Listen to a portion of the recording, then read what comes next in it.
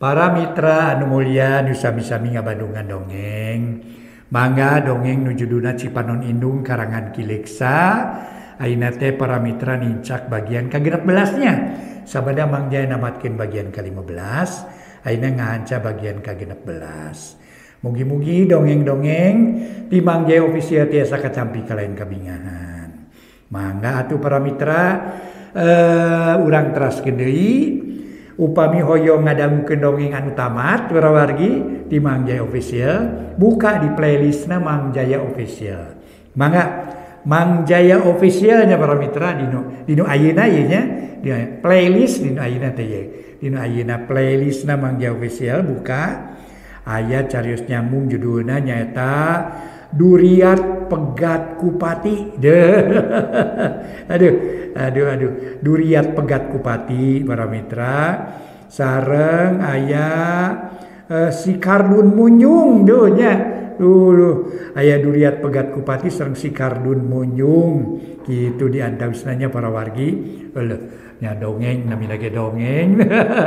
Atuh ayeuna nincak bagian ka-16. Carios nyamung Cipanon Indung karangan Kileksa Wilujeng ngadangukeun.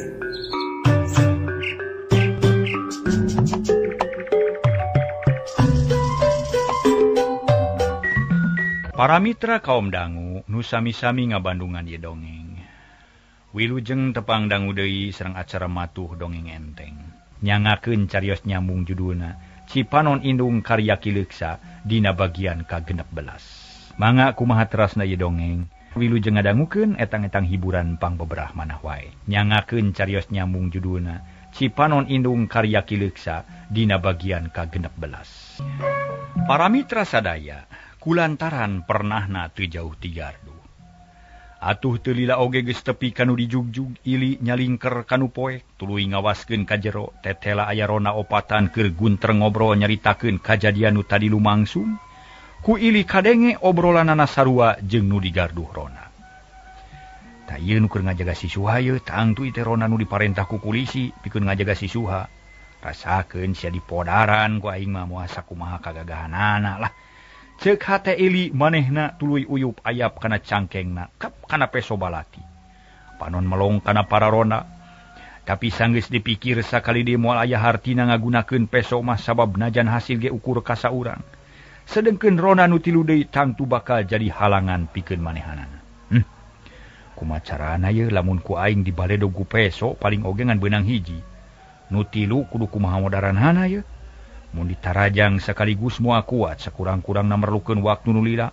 Tangtu rona bakal ngabejaan ka baturna. Susah ye, ceuk ili dina hatena. Bari melong ka opat rona nu tetep guntreng ngarobrol. Ili mikir lila naker hatena beuki lila beuki deg-degan. Tapi tetap gede kayakinan yen manehna bakal laksana nulungan Suha. Akhirna ili ngetayep ngadeuketan balai desa. Kakarayapan bakat ku hayang demit. Sora kapipir beulih. Punten. Serog kapipir beulah kenca tuluy noong tina sela-sela sarigsig nu poe.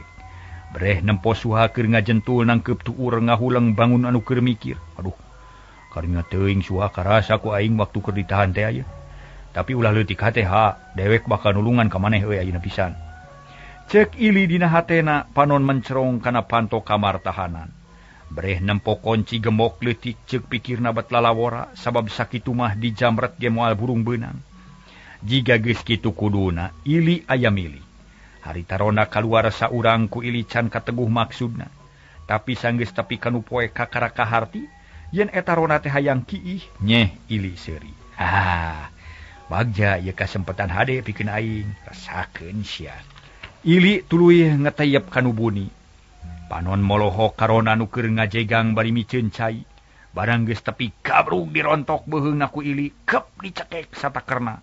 Si rona meuni calangap bari buncelik teu bisa ngagorowok. Keduk tuurna dijajak rempayak bruk rona teh rubuh. Tuluy dadana didedetkeun kana taneuh, cebet-cebet dicacar ditonjokan beungeutna. Tekung si nyuara rona teh ngalengerak kapaehan durug-durug digusur kanu bumi kana buni ku perak setengah dibantingkeun. Hiji tak kojor lah. Sugan ku sakitu ge lumayan ye. Ceuk hate ili bari tuluy nyalingker kanu poek, manehna geus boga ijiran. yen Rona nu tilu bakal curiga mun baturna teu balik deui sarta yakin bakal aya nu bijil pikeun nyusul baturna. Memang para wargi taksilan ili teu nyalahan. Rona nu tiluan pating gereneng nyaritakeun baturna teu aya balik-balik. Saterusna saurang kaluar bari rarat-reret neangan baturna nu tadi, tuluy leumpang lalaunan panon jiga nu hirup neangan nu leungit.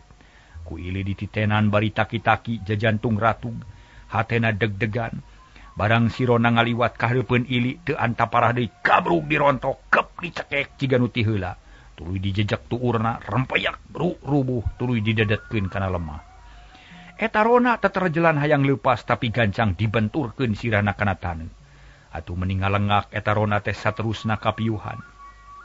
Dua ieu modar sugan ceuk ili durug-dug digusur kanu buni teu jauh jeung nu ti heula. Kocapkeun Rona nu dua deui harita curingha. Sabab kadengen ngaguprak kana lemah tuluy pating torojol kaluar. Duanana taki-taki sarta rutret ka unggal tempat. Barang keur ngajaranteng kolepat aya nu nyerang mari nyerepet hiu cerep nancem kana puhu leungeun Rona. Aduh, tulungan Aidi, aduh. Ieu leungeun dewek kunaon euy? Ceuk eta Rona bari muringis. Nu disebut Ardi, aya di Ardi teh kawas nu kasima. Kalah molohok bari ngaleper samemeh nyarita kolebat aya nu luncat hiu dek ditonyok kudu angeuna. Solonton kokoloyongan jiga nu mabok. Ili teu ngantep nu sosoloyongan dijejek bobokongna, seak cekok curalit bru. Ardi nyuuh kana taneuh. Irungna nyium batu atuh mending ngucur getihna. Kolebat hiuk bek punukna dihanca ku tonyokan nu mateni. Tekung si nyoara Ardi ngudupung teu eling-eling. Rona nu peuna ku peso calangap kasima panon bolotot kawas nu kabeureuyan. Rek ngagero menta tulung kalah walawah weuleuh. Sabot kitu dijejek pingpingna rampeol rubuh ngagerung bari kokosodan. Ili jiga nu bayangan suku jeung leungeun menibuk-bek kana awak musuh. Tungtungna Rona kabeh kapaehan, taya nu inget kana naon-naon nu kajadian. Teu sakumaha kadijayaanana Rona teh. Tetela geus tunuh kabeh yeuh, gerakanana lamat jeung rang-rang rongrong deui lah teu puguh. Hasil sia moal burung katulungan siswa teh. Ceuk ili bari tuluy luncat ka jero desa, langsung muru pantau kamar tahanan. Suha, di mana euy maneh euy? Ieu sae teh maneh li? Suha curinghak. Panon melong kaluar kawas nu kurang percaya kana naon-naon nu kajadian. Dewek ngahaja nulungan ka maneh euy nu belegug sia. Ili nyoba-nyoba muka kunci tapi najan leutik ge teh lapage. Ili bingung tuluy luak liuk neangan alat. Suha ngarti pok nyarita. Rona KBG marawa bedog, sia rebut bedogna sarta gunakeun pikeun nyokel engsel. Buru-buru li, bisi datang manten baturna. Ili bungaheun jeleng luncat ka Rona nu kapaehan kerewak kana bedogna nu ngagantel dina cangkengna. Geus hasil gancang muru deui panto tahanan. Ili digawe kalayan apik tapi gancang. Borobot engsel dicokel, akhirna panto muka torojo Suha biji lepok nyarita. Nuhun li lah. Aduh, mun teu ditulungan euy dewek cilaka ieu. Dewek teh geus ipis harepan tadina mah. Sabab moal anu dewek nulungan tapi nyatana maneh nyaho kana kaayaan dewek euy. Nu bacan sakieu, pokna bari ngarangkul. Ngahaja sabab dewek butuh ku balad. Ulah loba omong ge si urang kabur euy buru-buru. Ulah leleda bakal kapanggih ku musuh ke cara bahaya urang. Teu loba omong deui. Terus duanana kaluar ti bale desa kereles init terus mangprung dileg-leg ku poekna peuting. Kaayaan didinya jadi simpe nu kadenge iwati sora jangkrik nu disada. Opat Rona ngajaloprak teu empes-empes nu pangrih puhna manu leungeunna kabeunangan ku peso. Getih tuluy ngucur nguyumbang dina taneuh. Peuting beuki jempling, lila-lila ngarayap kawan Cijanari. Malah tungtung mah ngagayuh ka subuh. Hayam jagoreang kongkorongok patemalan mata kuaas. Dure-dure sora bedug di masjid. Tuluy disusul ku sora nu adan, sora namani halimpu pating seleket kana ceuli, anu sarare, nu getol ibadah pating kulisik usik tuluy hudang, nu kedul beuki murungkut, ngadenge bedug teh kalah ka beuki buleud ngarengkona cigaku. Ieu mah para mitra, sami sareng edur bedug andika anggur murungkut. Di adanan beuki tibra majar maneh teu ngelingan, cenah kitu para mitra. Aduh, aya. Barang jeung meletek na panon poe ti tebeh wetan. Kulisi ngurunyung ka balai desa barang serog ka pakarangan ngajenghok reuwas. Nempo dua rona nu ngagoler teu empes-empes nu saurang mandi getih dina puhuleungeun nanceb peso balati. Astagfirullahalazim. Aya naon atuh ieu ha? Kulisi kasima panon molotot teu ngiceup-ngiceup. Tapi akhirna mah terus ngaguyah-guyah nu ngajoprak tapi teu usik-usik acan. Sabab kapaehanana parna pisan, sakujur awak tiis kaibunan, malah baju jeung buuk bararase. Masya Allah, nah aya naon atuh peuting ieu teh nya? Nah, meni teu kadenge sora-sorana acan, beuh cilaka ieu mah boboa tahanan kabur ieu. Kulisi buru-buru asup ka jero desa langsung ngadeuketan kamar tahanan. Badang breh teu salah suha geus eueuh di tempatna pantona rujan. Hese ngagamarkeunana ku carita. Kumaha keuheul jeung haneueulna kulisi dina danget harita. Kalayan teu ngomong sakecap-kecap acan telenyeng ka deukeut kohkol. Kop kana parakol hiuk trong trong trong trong trong trong trong kulisina kolan kohkol ngabudalkeun amarahna. Na kol sataker tanaga puguh kohkol nepi ka gegugulayunan sorana tarik pisan. Tekung silila para mitra buru duel teh loba jalma nu daratang. Bari silih tanya jeung baturna barang terepi kaburuan desa. Kabeh bengong nempo jalma nu ngagoler dina taneuh. Pak Iji, aya naon ieu teh? Kunaon Mang Ardi jeung Ihsan? Ceuk Pak RT bari muru kanu ngagoler. Tuluy diguyah-guyah tetela teu usik-usik. Sanggeus loba jalma nu daratang kulisi buru-buru nyampeurkeun pok nyarita. Cilaka ka desa aya bangsa tu ngabebaskeun si Suha. Tang tu si Ili nu nulunganana ieu teh. Tarona jadi korban sarta nu dua deui can kanyahoan. Sok tarulungan nu dua deui teangan. Sajongjongan mah jalma-jalma carolohok bengong. Tapi akhirna mah pahibut nulungan nu cilaka. Tuluy dibawa ka imah kulisi nu sejen ngider neangan rona nu dua deui. Kapanggih ti kebon sampe duanana can eling-eling. Lemur cileutik jadi geunyeuleung lantaran tahanan kabur bari jeung rona tatuparna saopat-opat. Tadina mah para mitra kulisi rek ngajajabkeun Suha ka kacamatan. Tapi akhirna mah kalah kapahibut nulungan nu tatu. Jalma balawiri kabeh ngarasa kaget ku kajadian kitu. Sarta harita keneh geus nyebar beja yen Suha jeung Ili dianggap musuh masyarakat sabab geus jelas ngaganggu kana katentreman balarea. Poe eta keneh kulisi laporan ka kacamatan. Para mitra kaum dangu, cag urang tuna heula ka ayan lemur cileutik nu keur digeunjleungkeun ku leungitna Suha. Aina kocapkeun Suha jeung Ili maranehanana terus kabur ninggalkeun lemur cileutik teu malire kana kaayaan peuting nu kacida tirisna. Akhirna anyog ka hiji tempat nu dianggap aman. Reg Ili eureun heula malah Suha ge ngaraneg bari ngahegak gek diu. Geus aman li? Kumaha mun anu ngudag euy? Suha luak liuk sieuneun. Wah, moal atuh moal anu ngudag. Paling ge kanyahoan isu kana isukan. Lamun geus aya nu datang ka balai desa, tenang we ha, moal naon-naon lah. Jeung deui di dieu mah jauh ka lemur euy, moal ngabahayakeun, cicing we lanang ke cape yeuh. Ceuk Ili bangun reueus, panon melong kana gumplukan lemur cileutik nu ngelemeng hideung kacaangan ku cahaya bentang hiji-hiji. Oh nya kahajeun atuh ari kitu mah terus kumaha urang teh? Kelanan ulah waka nanyakeun tujuan. Ayeuna dewek rek nanya heula. Nah kumaha lalampahan maneh teh Suha? Naon sababna euy nepi ka gagal ngaringkus pamajikan kulisi? Jeung naon sababna nepi ka beunang kuno musuh? Dek mareuwa sabab akibat ngabahayakeun ka sararea euy. Ceuk Ili satengah maido. Lantaran Suha geus nyieun kasalahan nu gede pisan hartina, ampir-ampiran mawa korban jiwa. Rumasa salah li sabab dewek kurang waspada euy. Tadi teh pamajikan kulis teh ngamuk, cocok sungutna lesot. Akhirna manehna ngagero minta tulung. Ari basa kabur dewek lumpat ke daerah bahaya euy, asup ka tempat hara-haraeun. Dipapag ku Haji Bana. Terus nampiling ka dewek malah mamatak nyeri kana hate. Sabab nyarekan ka dewek teh euy.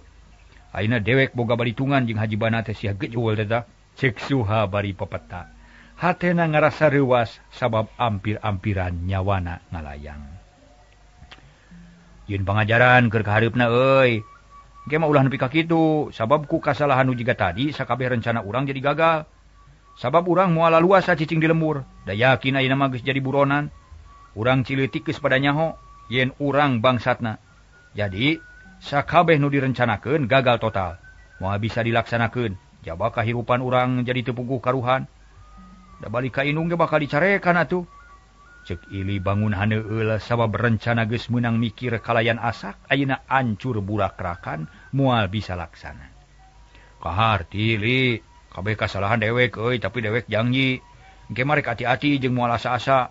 Sabab boga rasa tanggung jawab euy. Pokona malah dewek mah ngarasa perlu pikeun ngayakeun balitungan tah jeung si Haji Gejul si Haji Bana. Sabab manehna geus ngahina ka dewek euy.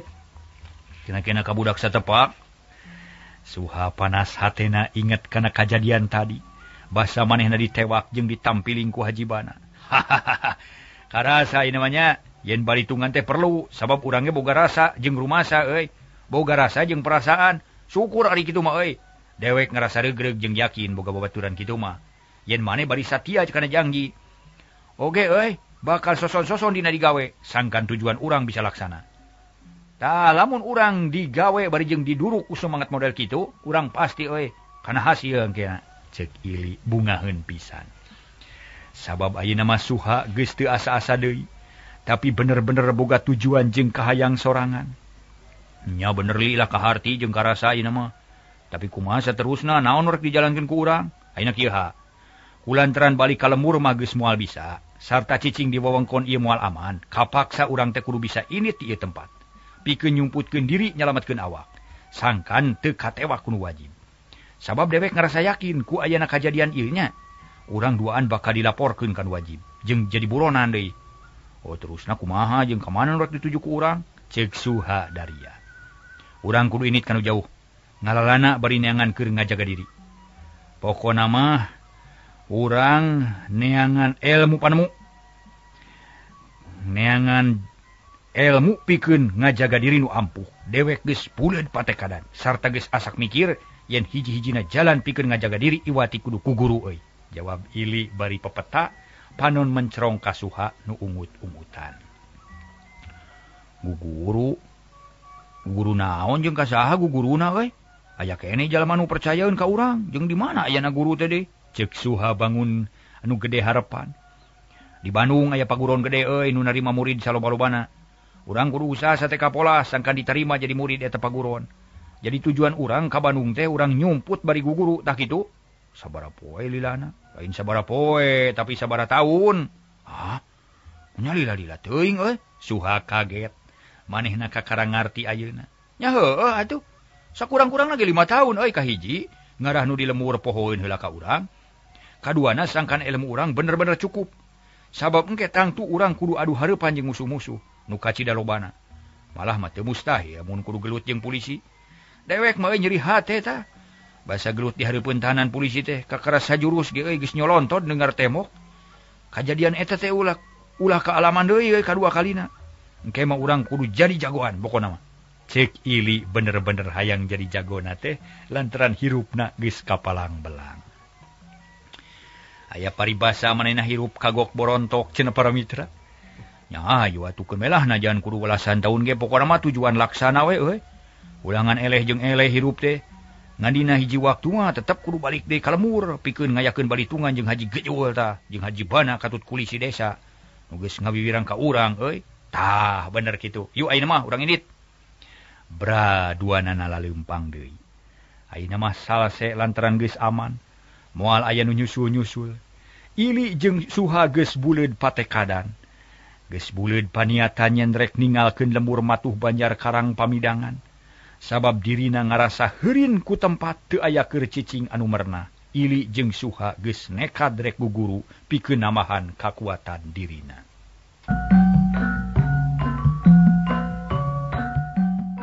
Para mitra kaum dangu, kocapkeun waktu tuluy nyerelek.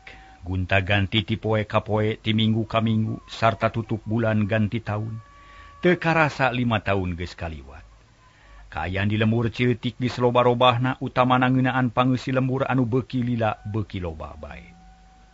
Ari Lojali geus kelas 6 sakola dasar diparengkeun budak teh pinter. Berkah tina pangdoa indung nu beurang peuting teu welehna neda kanu maha kawasa sangkan anakna mulus rahayu berkah salamet. Sing bener bageur pinter jeung jujur. Rojali geus lain budak leutik deui. Ayeuna mah geus tambah pangartina malah mah ku guru jadi bahan pamujian. ku babaturan jadi kareueus. Sabab sajabana ti pinter ge sopan jeung loba sobatna, loba nu mikaresep boh ku kolot boh ku budak. Dina hiji mangsa Rojali kakara balik ti sakola manehna diuk sorangan di tepas hareup. Ngadagoan ninina nu keur kacai. Rojali gawena ngalamun inget deui ka bapana nu geus taun-taun taya mulang. Indungna jeung ninina tara daek nerangkeun naha ka mana bapana teh nu sanyana. Heran ka mana bapa teh atunya? Naon sababna ku emak jeung ku nini tara dibejakeun? Nanya bapa teh dihukum sakumaha ceuk omong batur kitu. Tapi aing mah teu percaya sabab ceuk mah oge bapa teh bageur. Kitu ceuk Rojali dina lengkah mungaran Mieling kanu jadi bapana. Rojali mineng nanyakeun ka Mausih ngeunaan bapana tapi tara meunang jawaban nu pasti. Sabab ku Bisarmi diomat-omatan sangkan lalakon bapana ulah kanyahoan ku anak anu can sawawa. Keur kitu kurunyung Mausih datang ti cai tuluy ka dapur rek mirun seuni. Tekung silila nyampeurkeun ka Rojali nu masih keneh diuk di tepas hareup. Nah ngahulang wae Rojali, geus dahar acan. Tu acan ning kewe jawab Rojali bari ngareret. Nah keur naon atuh jiga nu gering geuning nyeri naon atuh rieut? Henteu ni, atuh lieur teu gering keur harorea mah ayeuna mah da asa lalungse ni. Rojali neuteup kaluar jiga nu jarauh paninengan. Mausih melong kana beungeut incuna. Hatena ngarasa reuas bisi Rojali gering atawa manggih katugenah hate. Mausih diuk deukeut incuna tuluy diteuteup lila naker geus kitu pok nyarita deui. Ujang nini mah sok babari leuwas jeung hariwang. Sabab nini teh geus kolot mun aya naon-naon teh mah moal bisa gancang nulungan. Tah kulantaran kitu mun ujang aya kasusah atawa kanyeri buru-buru nyarita ka nini ulah rek asa-asa. Nini teh inget keneh kana kajadian bareto basa ujang leutik keneh kungsi gering ngahariwangkeun. Pok caritakeun ka nini nah aya naon atuh ujang teh. Mun gering nyeri naon, mun bingung atawa susah, mikiran naon gerawak cabalaka ka nini. Nini memang leres abdi teh bade wak cabalaka ka nini margi ayeuna teh tos dugi kana waktosna ni. Yen abdi teh kedah terang kana naon-naon nu parantos kajantenan. Abdi teh sering nguping wartos di rerencangan yen pun bapa teh dihukum panjara nah leres atawa henteu nini. Kebeg Mausih ngarenyag reuas. Lantaran teu nyangka sacongo buuk yen Rojali bakal nanyakeun bapana nepi ka palebah dinya. Mangkaning ayeuna mah geus beuki gede anu tangtu moal beunang di bobodo. Tapi Mausih taat satuhu kana amanat anakna minantuna Bisarmi. Yen perkara karta ulah tepi ka kanyahoan ku anakna. Ujang teu bener eta beja teh nyaho-naon budak leutik pantar hidep mah. Paling ge eta mah heureuy ngan saukur babanyolan. Urah rek digugu nu kitu mah ujang bising matak jadi pikiran babakuna mah. Upami omongan rencangan abdi lepat nah. Kumaha atuh nu sabenerna jeung kamana bapa teh sanyana pan abdi ge. Terang yen abdi teh gaduh bapa jiga batur tapi nah tuh ayeuna tara mulih-mulih ka mana tuh bapa teh nini. Rojali meuni keukeuh peuteukeuh nanyakeun bapana. Sabab geus heubeul mikiran perkara eta. Ih ujang nini mah teu terang geus we ulah rek nginget-nginget deui nu jadi bapa. Dangke ge mun geus tepi kana waktuna mah moal burung patepung geura jigera dahar anggur mah. Ulah rek mikiran nu lain-lain barina oge. Budak sakola masing rajin ngarah jadi jalma pinter. Sangkan jagana teu sangsara kawas inung bapa nu bodoh kitu baheula. Ceuk Mausih kalakanitah dahar ka incuna. Tetep teu wani betus teu kumaha wani nerangkeun perkara karta. Rojali ngahuleng manehna teu sugema narima jawaban kitu ti ninina. Lantaran manehna geus mineng ngadenge omongan jalma lian. Yen bapana teh geus taun-taun taya mulang alatan dihukum. Rojali ngupat dina hatena bari melong kana golodog.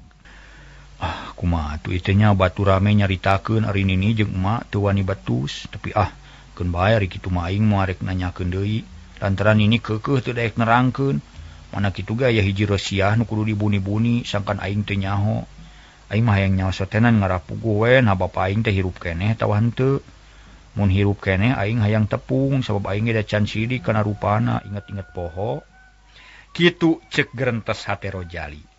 Manehna ngarasa handeueul lantaran Mausih teu daekeun nerangkeun. Mausih terus-terusan mepelingan ka Rojali sangkan ulah loba pikiran. ulah loba ngahuleng. Atuh para mitra, tapi kudu rajin diajar getol sakola suhud kana nyiar ilmu panemu. Akhirna Rojali ngelehan, manehna ngoloyong ka tengah imah tuluy ganti baju bari jeung hatena teu bisa tentrem. Mausih rumahuh bangun seunggah ngurut dada bari ngupat. Dedeh teuing Rojali memang sawajibna lamun hidup nanyakeun nu jadi bapa. Tapi hanyakal we mah teh teu werat nyaritakeunana sabab dipepelingan ku indung hidup. Sangkan ulah ngabejakeun lalakon bapa. Wajahna sing sabar ujang kege geus tepi kana waktuna moal burung nyaho geura. Kitu ceuk Mausih tuluy ngalamun. Inget kana lalampahan karta anu geus kaliwat-liwat. Estuning matak jengkel jeung keheul ras. Deui kabisarmi nu kudu ngalaman digawe meres tanaga. Pikeun ngabela anu jadi anak sangkan kabiayaan sakolana.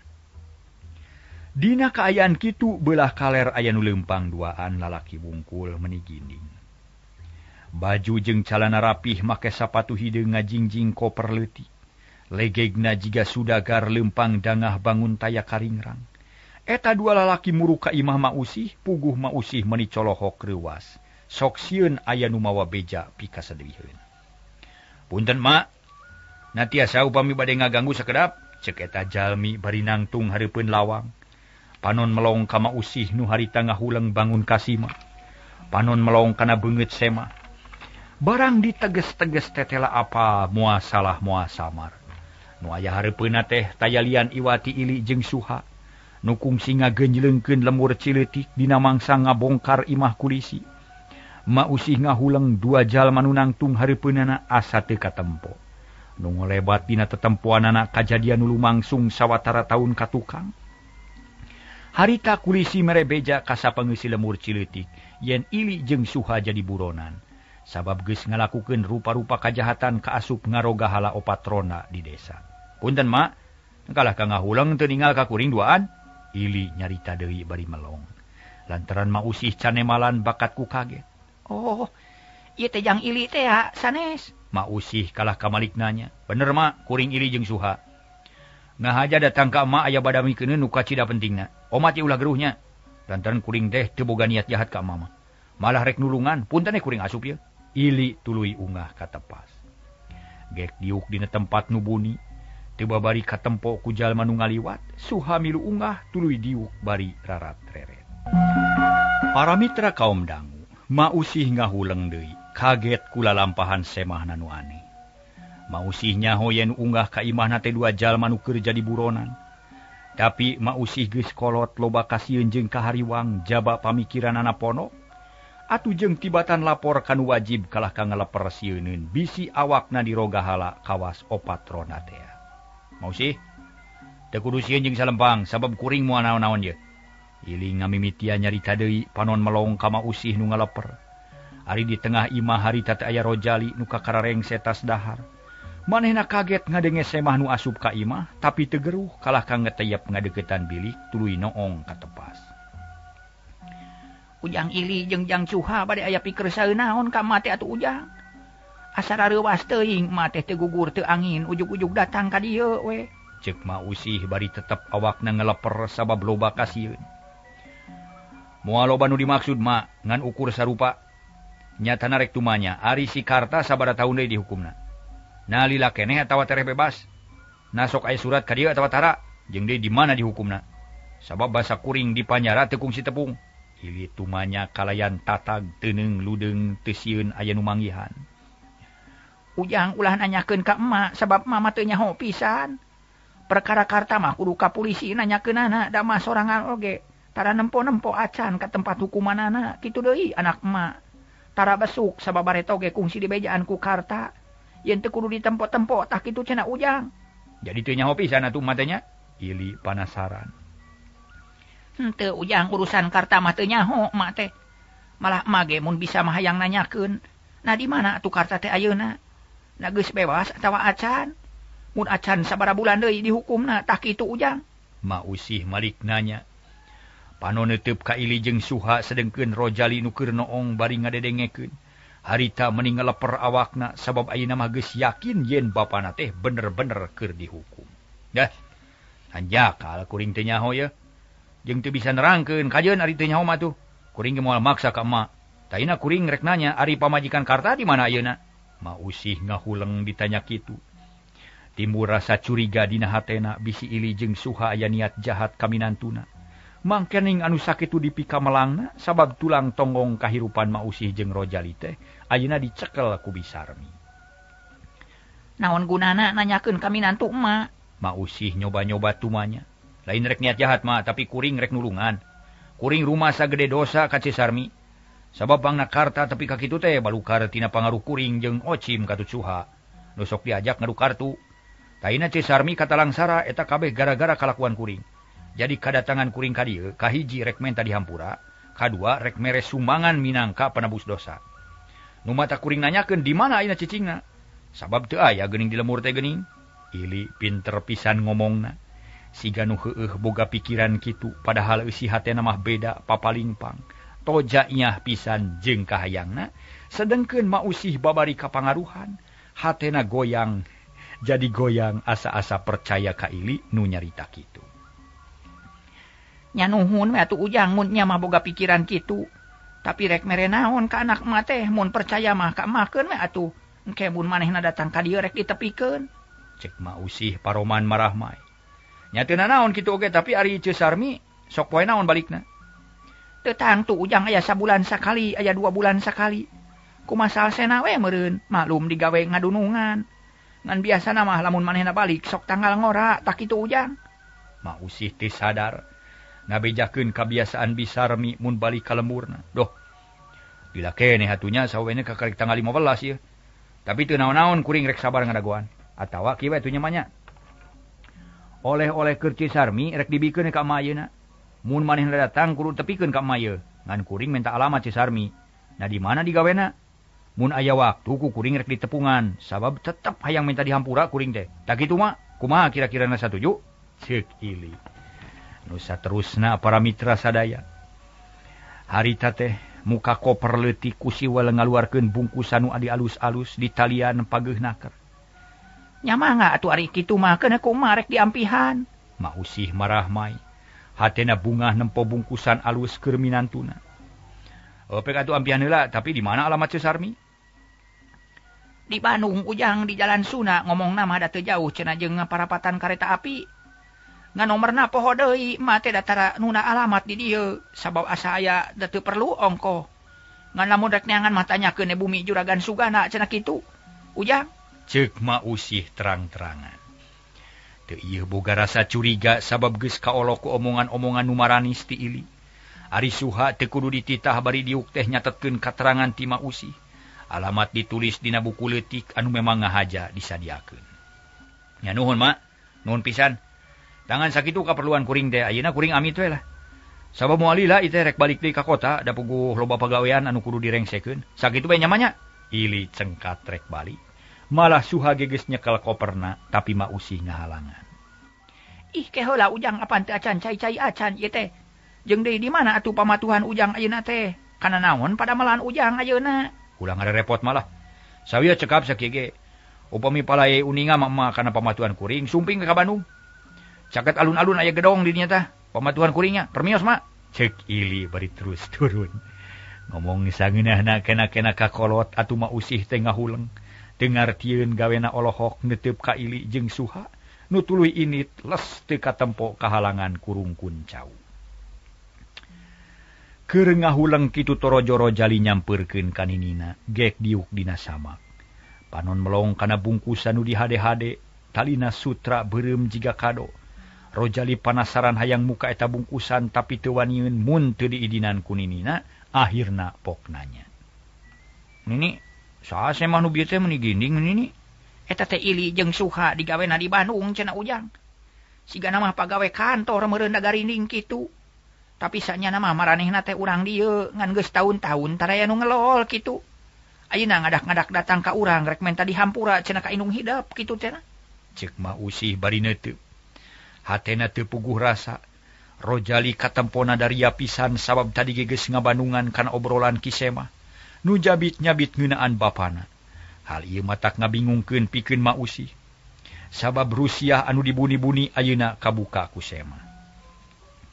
Ayo bunga naon atuh jeung mate nah geuning meni mere oleh-oleh mah. Ujang eta teh baretona mah sowat bapa hidap malah mah. Hampir unggal poe, unggal peuting ge babarengan ngan dina hiji mangsa kapaksa paturai sabab bapa hidap ini. Ini ka mana nini? Nah geuning teu aya mulang-mulang. Apa nu biungan geus datang? Naon sababna ari bapa can datang wae nini? Rojali asa di jalanan bisa nanyakeun deui bapana. Aduh, duy ka di heula para mitra sadaya.